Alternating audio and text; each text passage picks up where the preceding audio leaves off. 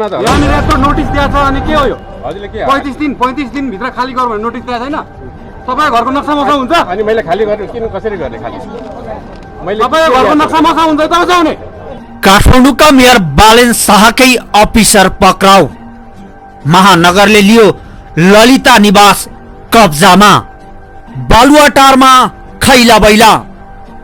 प्रचण्डको होस किन उडो? ललिता निवास प्रकरण प्रचण्डको अग्नि परीक्षा। काठमाडौँका मेयर बालेन शाहले यति बेला ललिता निवास आफ्नो कब्जामा लिएका छन्, नियन्त्रणमा लिएका छन्।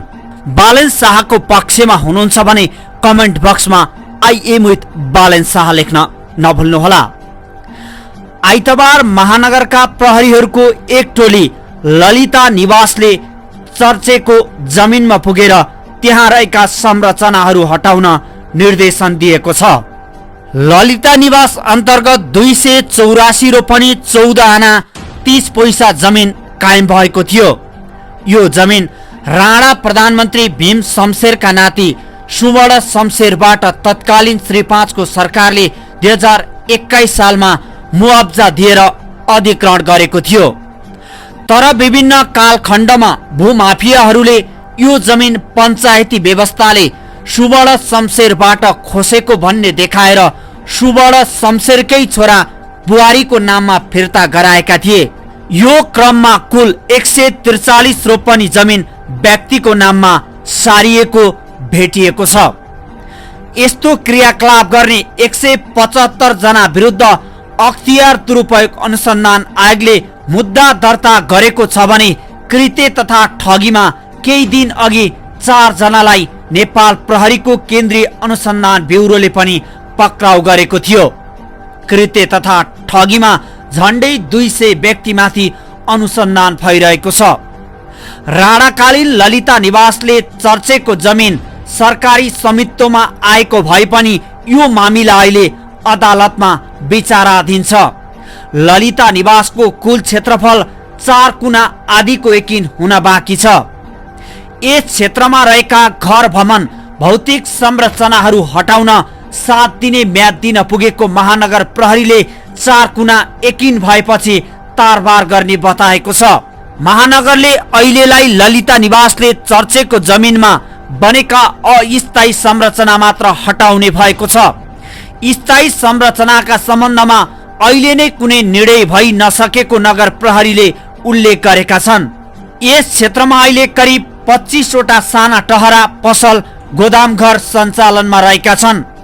अग्ला र ठूला भवनहरूलाई अहिले केही भनिएको छैन, तर अस्थायी संरचनामा रहेकाहरूलाई हट्न महानगरले 7 दिनको समय दिएको छ। ललिता निवासमा एनआरएन को भवनदेखि मिनबहादुर गुरुङको गोदामसम्म। ललिता निवासको 3 रोपनी जमिन 72 साल जेठ 14 मा गैर आवासीय नेपाली संघले 12 करोड 72 लाख रुपियाँमा खरिद गरेको थियो। सो जमिन खरिद गरेपछि त्यहाँ उसले आफ्नै भवन पनि बनाएको छ। तर अहिले यो भवन सहित एनआरएन को 12 करोड 72 लाख रुपियाँ डुब्ने निश्चित भएको छ। ललिता निवासको जमिन भूमाफियाबाट एनआरएनले खरिद गरेको थियो, तर भूमाफियाकै हैसियतमा भाट भटेनी सुपर स्टोरका सञ्चालक मिनबहादुर गुरुङले भने ठूलो क्षेत्रफल हात पारेका थिए। गुरुङले पत्नी सावित्री घले गुरुङ, छोरा कल्याण, आफन्त तथा भाट भटेनी डेभलपर्सको नाममा 30 रोपनी जमिन राखेका छन्। यही जमिनमा भाट भटेनी सुपर स्टोरको गोदाम समेत केही वर्षदेखि सञ्चालनमा छ। कृत्य र ठगीमा महानगरकै अधिकृत सहित 3 जना पक्राउ। यसैबीच आइतबार ललिता निवासको जमिन हिनामिना गर्न कृत्य गर्ने थप 3 आरोपीलाई नेपाल प्रहरीको केन्द्रीय अनुसन्धान ब्युरो सीआईबीले पक्राउ गरेको छ। पक्राउ पर्नेमा बाबुराम महर्जन, घमन कुमार कार्की र शिवजी भट्टराई रहेका छन्। महर्जनले नक्कली मोही बनेर जग्गा हत्याएका थिए। घमन कुमार कार्की 67 सालमा नापी कार्यालयका कर्मचारी थिए। त्यस्तै शिवजी भट्टराई चाहिँ काठमाडौँ महानगरकै अधिकृत हुन्। उनी 60 सालमा काठमाडौँ 4 का वडा सचिव थिए। पक्राउ परेका मध्ये घमन कुमारले माधव नेपाल प्रधानमन्त्री हुँदा ललिता निवासको जमिन सरकारी नरहेको भनेर सिफारिस गरेका थिए।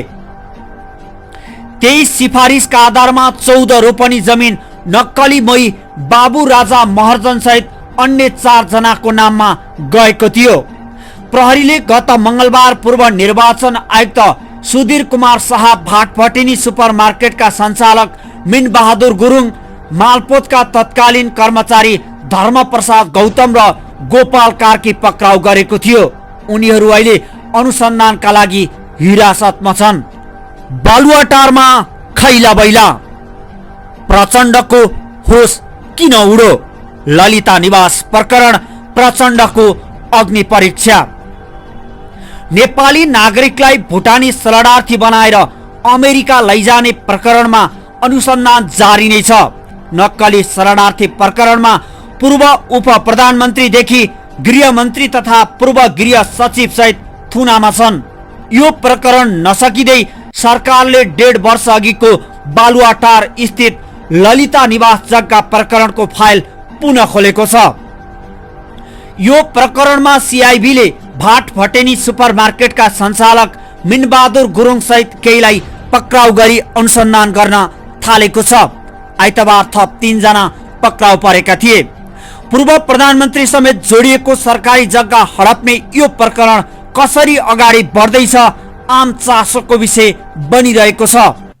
बालुवाटार स्थित ललिता निवास जग्गा प्रकरणमा पूर्व प्रधानमन्त्री द्वय, नेकपा एकीकृत समाजवादीका अध्यक्ष माधव कुमार नेपाल, नेपाल समाजवादी पार्टी नेसपाका अध्यक्ष डाक्टर बाबुराम भट्टराई र एमाले नेता विष्णु पौडेल सहित झण्डै 400 जना मुछिएका छन्।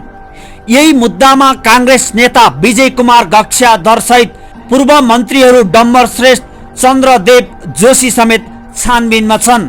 ललिता निवासको 143 रोपनी सरकारी जग्गा व्यक्तिको नाममा गराइएको प्रकरणमा 1.5 वर्ष अघि अनुसन्धान सुरु भई रोकिएको थियो। आगामी आर्थिक वर्ष 2080-81 को बजेट पारित हुनुभन्दा एक दिन अघि प्रहरीको केन्द्रीय अनुसन्धान ब्युरो सिआइबीले ललिता निवास जग्गा प्रकरणमा भाटभटेनी सुपरमार्केटका सञ्चालक मिनबहादुर गुरुङ, पूर्व निर्वाचन आयुक्त सुधीर कुमार शाह सहित 7 जनालाई पक्राउ गरेको थियो। सत्तारूढ दल नेकपा एकीकृत समाजवादीले बजेटको विरोध गरिरहँदा यो प्रकरणले माधव नेपाललाई झस्कायो। बजेट पारित हुनै नदिने बताइरहेका समाजवादीका सांसदहरू बजेटका पक्षमा एकमत भए, तर यसबारेमा नेता नेपालले केही अभिव्यक्ति दिएका छैनन्। 2069 सालमा पशुपति टिकेङछा गुठीको नाममा 3 रोपनी 12 आना सरकारी जग्गा लगेर हिनामिना भएको थियो। तत्कालीन भट्टराई नेतृत्वको सरकारले त्यसबेला मन्त्री परिषदको सामाजिक समितिमा फाइल पठाई समितिको निर्णयलाई सदर गरेको थियो। तर यो मुद्दामा मुछिएका डाक्टर भट्टराईले भने आफ्नो कुनै संलग्नता नभएको भनी सामाजिक सञ्जालमा लामो स्ट्याटस लेख्दै स्पष्टीकरण दिएका छन्। अख्तियारको टोलीलाई यसबारेमा आफूले बयान दिइसकेको भन्दै भट्टराईले कुनै पनि ढङ्गले यो प्रकरणमा आफ्नो र आफू निकट कुनै व्यक्तिको स्वार्थ नजोडिएको बताएका छन्। यो प्रकरणमा सिआइबीले अनुसन्धान जारी नै राखेको छ। अनुसन्धानको क्रममा अहिलेसम्म कर्मचारी र बिचौलियाले 22 रोपनी 10 आना जग्गा नै घुस लिएको भेटिएको छ।